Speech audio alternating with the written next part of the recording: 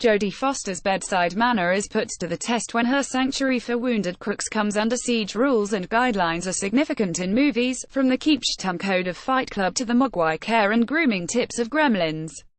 It stands to reason, therefore, that a high-tech underworld hospital, where battle-scarred baddies go to get stitched up with no questions asked, would have a list of do's and don'ts. Jodie Foster, the veteran and only nurse at the titular Hotel Artemis, housed in the secure penthouse floor of a disused LA flophouse, reiterates time and again how the place is run and how she expects criminals under her care to behave. No cops, no guns, no killing other patients, and no insulting the staff. Take a wild guess as to how many of the above are flaunted in the space of 93 minutes. Screenwriter and first-time director Drew Pearce, who co-penned Iron Man 3 and devised the story for Mission Impossible: Rogue Nation, sets his debut feature in 2028 during what a TV news report tells us is the most violent riot in Los Angeles history, so the unrest provides would-be perfect cover for Bros Sterling K. Brown, This Is and Brian Tyree Henry Atlanta to pull off an audacious bank heist. Things go awry when they're confronted by cops tasked with quelling street skirmishes, leaving the bullet-riddled siblings in serious need of Foster's last-ditch bedside manner.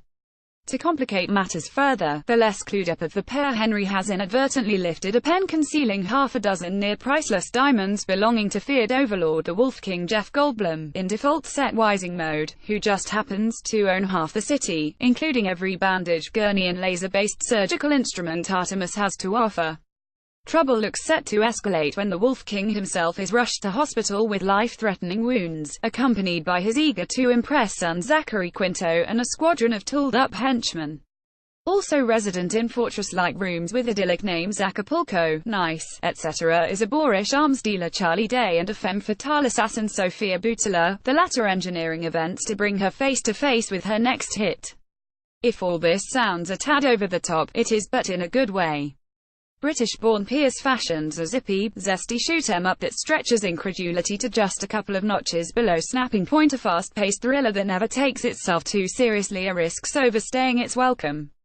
Con Air and the first Die Hard are obvious touchstones, with the sporadic violence nicely tempered by a script laden with eminently quotable dialogue.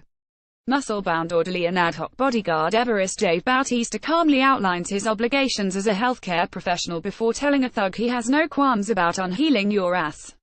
Brown is a stoically level-headed presence as the smarter of the two bank robbers. Comedian Jenny Slate does well in the lesser role of a cop caught in the crossfire, while Goldblum delivers a perfect balance of menace and mirth as the shady kingpin.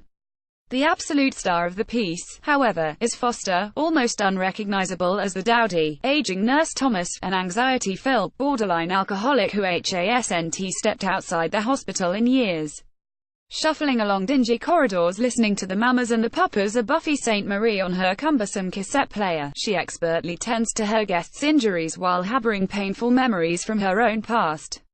It's a subtly comic turn, but the understated way in which Foster allows the mask to drop and reveal her inner heartache is extraordinarily affecting. It's unlikely anyone involved in a film of this ilk will be booking Ubers on Oscar night, but hers is a performance so richly layered that a nomination wouldn't be beyond the realms of possibility. Having said that, the target demographic for Hotel Artemis isn't exactly cinema-goers queuing up to share a middle-aged woman's journey or redemptive life lessons. This is a brash, bang-packed cavalcade of outrageous violence populated in the most part by ne'er-do-wells who get what's coming to them. It's well worth checking in, and we hope you enjoy your stay. Released in cinemas on Friday the 20th of July.